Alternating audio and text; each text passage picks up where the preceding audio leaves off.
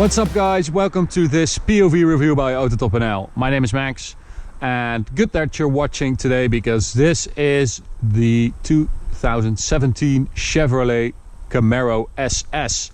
So 6.2 liter V8 LT1 with 455 horsepower, and we have a special one because this is the 50 edition or something like that. So we have this little flag. I presume it's for 50 years of Camaro, but we don't have any internet here, so I can't look it up. So black on black with 20-inch wheels. We have the dual mode exhaust system, which has bypass valves to, you know, spice up the sound, and I'll show you how that is done in a minute. But let's start with the way this car looks, because as I said, 2017, so this is a new model Camaro, and I have to say it does look very good. It looks a lot better than before. It's a lot sleeker. Everything is much more, I don't know, sculpted or something. It's more fluid. It looks really good, I think. It looks less of a toy car like the previous did, in my opinion. So let's take a look under the bonnet, or hood if you're American. And well, and check out how narrow these windows are. The windshield, the side windows, I mean, you've got that high door with that low roof. It looks really cool and angry. So let's take a look under here. There we have the engine. Quite a lot of space left still, I have to say. It's not really crammed in there. You can also get this car with a 4-cylinder and a 6-cylinder. But you know, this is the only way to go with a Camaro, I think. They say the V6 is quite nice to drive as well. But let me start it up. Or better yet, let me show you another feature before we start it up. So I'll open the trunk. This has to be one of the most ridiculous trunk openings I've ever seen. Here we go. So that's it. It's very high, it's very small and narrow, short. It's like a mailbox. So although it's not that bad, it's quite big, but you won't be able to get anything in there. So let's start it up. With the door open, of course. Shut this annoying sound off. No, not going to happen. So the exhaust is open at the moment. So I'll start it up. Where are you? Right here. That sounds good. That sounds really good. It's really low and dark, and it gets really sharp at the top range of the revs.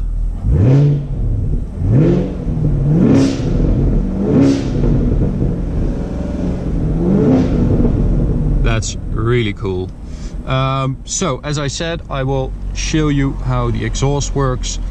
So we go to driving modes, engine sound, and you have 5 choices. The automatic mode, which means that the exhaust is linked to the driving modes, so we can choose between tour, sport, track, or snow/ice. So that means, you know, in sport and track, I think the exhaust opens. But you can also choose soft, tour, sport, or track for the exhaust. So if I select soft,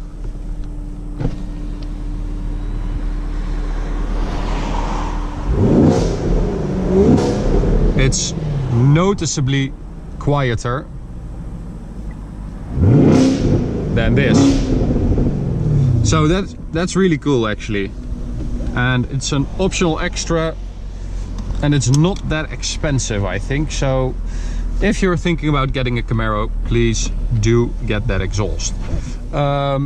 Moving on to the rest of the interior, I mean, it's fine, but it's not that great. it looks great. It looks good. I think this system looks good as well. It's very sharp. The touchscreen is fine. It reacts, or the response times are great. But it's sort of under an angle, or it's angled, so it looks a bit weird.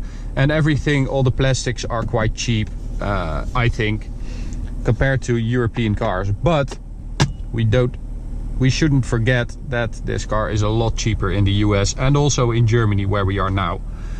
But in the Netherlands, where we live, this car is very expensive. So that's a bit difficult for me. As I said, 50, so special edition. Let's go for a drive and see what this car is like to drive. Because this is supposed to be the best handling muscle car out of the, you know, the usual suspects: Dodge Charger, Camaro and Ford Mustang. This is supposed to be the best handling one. So let's try it on these roads first, and later on I will be driving it on the Autobahn to see how this American car stacks up against European cars on the German Autobahn. So if you're interested in seeing full Autobahn videos and other stuff about this car and more cars, you can subscribe by clicking on the little icon in the bottom right corner. And I have to say, when you drive it like this, just cruising, it's really nice. It's really comfortable. I am in tour mode right now, so the steering feel is at its lightest. Suspension is soft, throttle response is at its softest, but I do have that exhaust open because, you know, you just want that sound. I mean, this is why you get this car. This sounds so good. Let's see if we can get a cool thing in here. No, not really. Okay. So,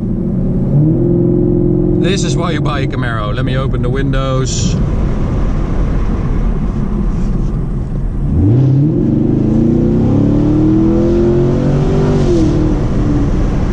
I mean, that's a cool sound. So let me just switch to track mode for some driving. So I did change the steering feel to tour. When it's in tour setting, it's really nice. It's really nicely weighted. It feels great, and it doesn't need to be heavier. So moving on to the suspension or the chassis, we can also change that in here.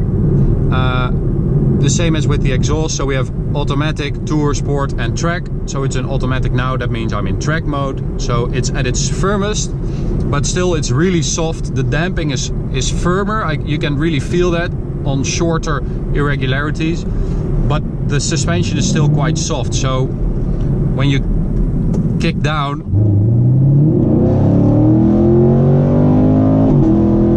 you really feel that suspension setting and moving around, and there's still some body roll. Oh, but that V8 is so much fun, so much fun. And we have the 8-speed automatic gearbox, which is not that fast. It doesn't shift that quickly, but it does give you that really, really cool sound at the upshift. So sort of a pop or that is really nice. And oh man, it's so cool. It's so cool. You can also get it with a 6-speed manual, which I think would be even cooler. And you can also get a 1LE handling package, so sort of a performance package. So when you have the Camaro SS, you get some parts from the ZL1, and when you have a V6 Camaro, you get some parts from the SS version.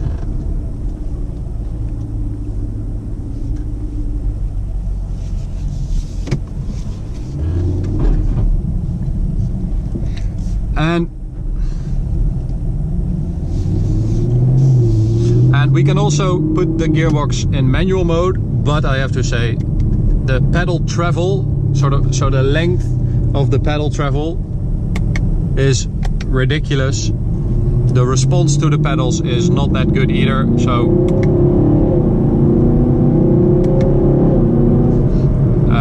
don't use that. Just put it in D and enjoy that V8, because it sounds lovely. It really has that muscle car sound.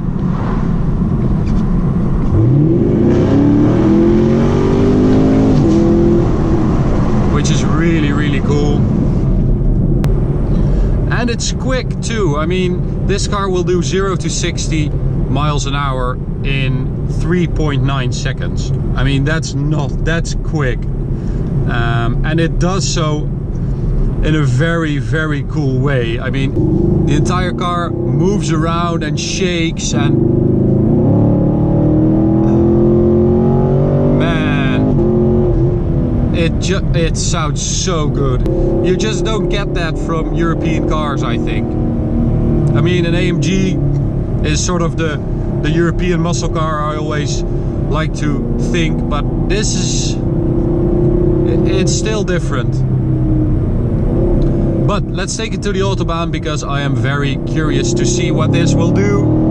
Okay, so we are at the Autobahn, and well, as you can see, it's quite busy, but we have had some nice pulls just now. So I hope I will be able to let you hear some of this lovely American V8 symphony.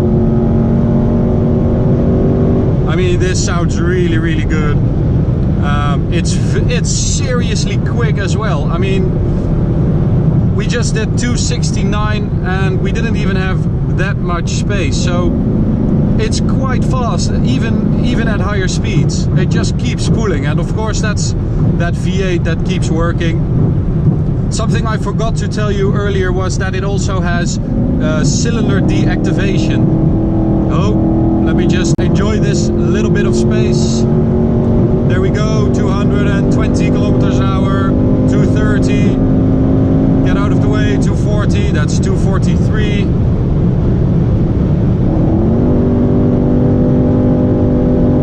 And there we have some nice room to play. 248, 250, 255, 260.